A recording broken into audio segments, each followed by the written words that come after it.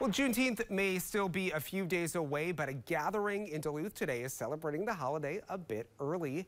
Juneteenth is typically celebrated on June 19th to commemorate the end of slavery in the U.S. The Twin Ports Juneteenth celebration kicked off at Harrison Park today. Now, organizers estimate around 2,600 people are taking part in the celebration. Attendees could enjoy free food, music from a DJ, and shop from one of the 50 vendors at the festivities. For Shaquana McIntyre Jones, celebrating Juneteenth in our area is an important opportunity to build community.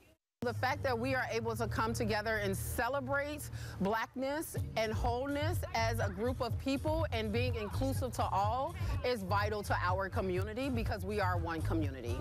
The celebration featured activities for people of all ages, including a bounce house for kids. Now, more Juneteenth festivities are planned in our area, including Duluth NAACP's celebration, which is slated for Wednesday afternoon at Central Hillside Community Center. Virginia is hosting a Juneteenth celebration next week as well. It's happening from 11 a.m. to 3 p.m.